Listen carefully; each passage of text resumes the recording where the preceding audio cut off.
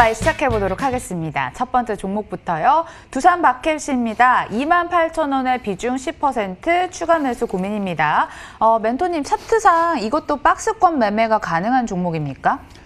박스권을 잘못 배울 때 우리가 잘못 착각하게 되면 이것도 박스권 되지 않을까라고 생각하는데요. 이건 그냥 포물선 그리고 있는 종목이죠. 그래서 이런 포물선이 그려질 때 위쪽에서 이런 식으로 처지기 시작하면은 박스권이 아니라 이렇게 내려갈 수 있습니다. 그러면 큰 그림으로는 원바닥, 투바닥, 쌍바닥을 그릴 수 있는 자리라고 보시면 되겠고요.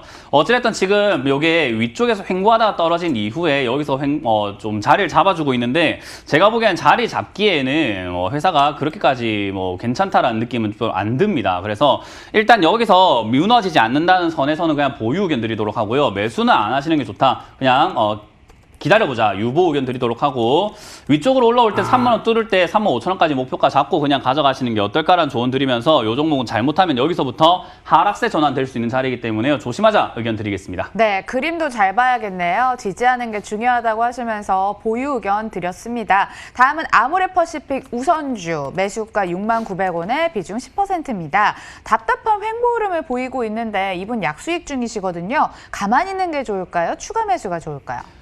주식 격언 중에요. 제가 만든 격언이긴 한데 제가 오늘부터 만들고 싶습니다. 모르면 가만히 있어라 라는 격언을 좀 만들고 싶습니다.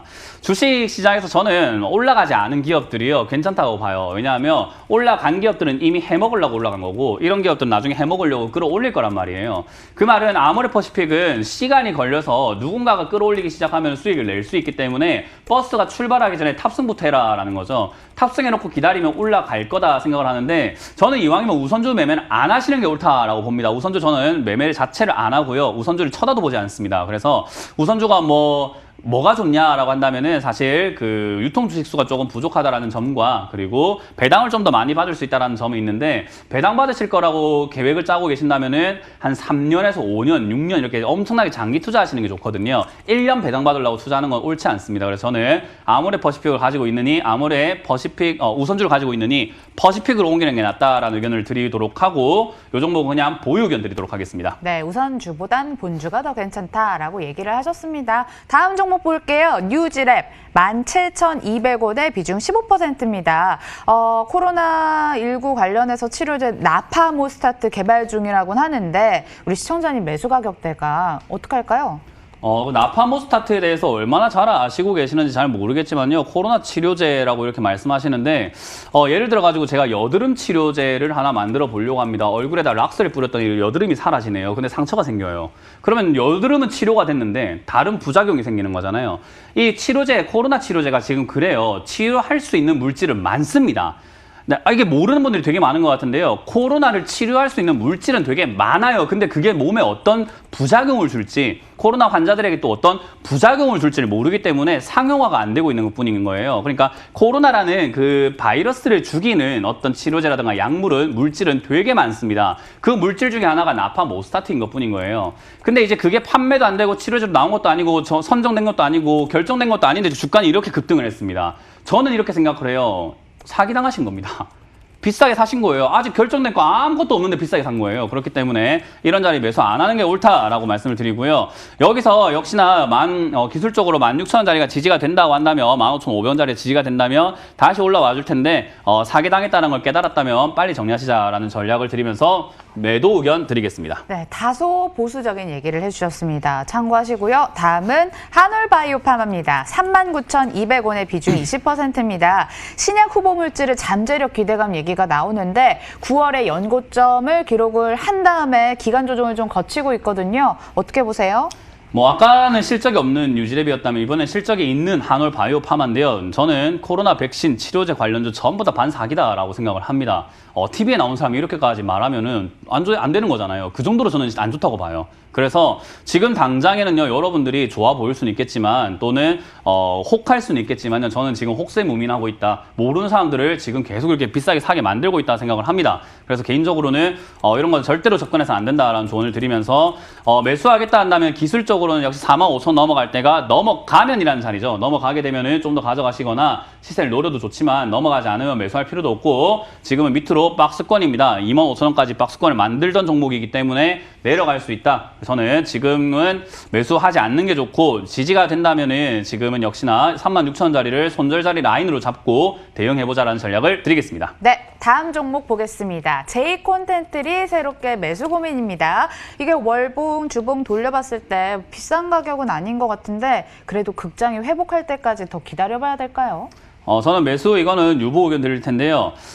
제가 바닥에 있는 종목을 좋아한다고 하니까 이렇게 J콘텐트리와 같은 기업들도 바닥 아닙니까? 해서 이렇게 좀 막 물어보시는 분들이 있는데 실적을 보시면요. 지금 얘는 적자로 돌아섰습니다. 그게 이제 흑자로 약간씩 다시 돌아가려고 하는데 적자에서 흑자로 돌아서는 데까지 시간이 좀 걸리고요. 그거를 주가에 반영하는 데도 시간이 좀 걸립니다. 그래서 저는 흐름 자체가 아직 우하향이기 때문에 접근할 필요는 전혀 없다 생각을 하고 다만 콘텐츠 관련주는 가져갈 만한 메리트는 있습니다. 그래서 장기 투자하시겠다라고 한다면은 조금 멀리 보셔도 좋지만 굳이 사서 고생할 필요는 없다 생각을 해서 유보견 드리겠습니다. 네, 다음은 루미 마이크로로 넘어가 볼게요. 2,400원에 사셨네요. 비중 20%. 오늘 코스닥 외국계 순매수 상위 2위에 또 이름을 랭크를 하고 있는데 이 흐름상 본전 찾을 수 있을까요? 순매수 상위에 랭크가 됐다고 하더라도요. 지금 잘 보시면은 외국인들이 맨날 샀다 팔았다 하고 있는 그런 기업에 오늘 조금 샀다고 아무 의미 없다 생각을 합니다. 그래서 저는 수급 아예 자체를 안 보기 때문에 그런 거는 저한테 뭐 문의 안 주셔도 될 것 같아요. 외국인 기관 그런 거 안 보고 매매합니다. 일단 지금 당장에 루미 마이크로 같은 경우는요. 바닥을 잘 잡아내고 있는 과정인데요. 얘가 지금 보시면은 아까 J콘텐트리하고는 반대죠. 아까는 흑자가 적자로 돌아섰다면 얘는 적자가 흑자로 돌아섰습니다. 그런데도 불구하고 주가가 아직까지는 그런 것들을 반영을 하지 못하고 있구나. 그래서 아직까지 좀 튀어오를 만한 그런 잠재력은 있다라고 보여집니다. 그래서 2,400원에 매수하셨다면 다소 높은 가격인데 제 생각에는 굳이 뭐 정리하시거나 손절하실 필요는 없을 것 같고요. 요거는 매수 가능 의견 드리도록 하면서 1,500원대 여기서 매수하셔도 좋다. 추가 매수도 가능하다라는 의견을 드리고요.